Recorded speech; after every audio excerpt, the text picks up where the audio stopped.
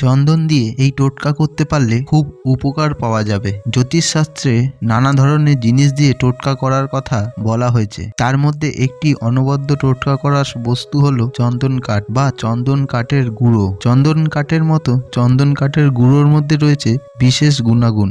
লাল চন্দন বা সাদা চন্দন, দু ধরনের চন্দন দিয়েই করা যায় নানান টোটকা। এই টোটকাগুলি করার মধ্যে আমরা পেতে পারি নানা সমস্যার সমাধান। তো বন্ধুরা, ভিডিওটি শুরু করা যাক।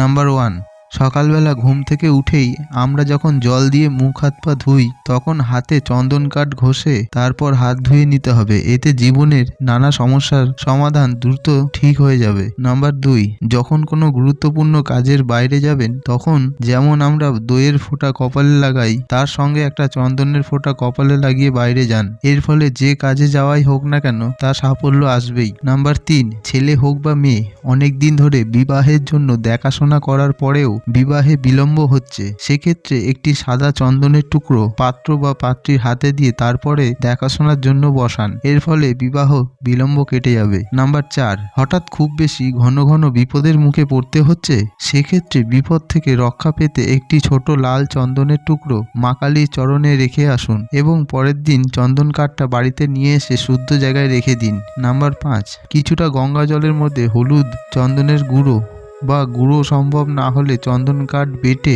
একত্রে মিশিয়ে ব্যবসার জায়গায় ছিটিয়ে দিন, এতে সুফল পাবেন। নাম্বার 6, লাল চন্দনের গুঁড়ো, অশ্বগন্ধা এবং কর্পূর একসঙ্গে ঘরের মধ্যে জ্বালিয়ে দিন, এর ফলে ব্যবসায় উন্নতি ঘটবে চূড়ান্ত পর্যায়ে। নাম্বার 7, প্রতি রোববার সকালে স্নান করে কপালে লাল চন্দনের তিলক আঁকুন। তো বন্ধুরা, এই ছিল আমাদের চন্দন কাঠের 7টি গুণাগুণ।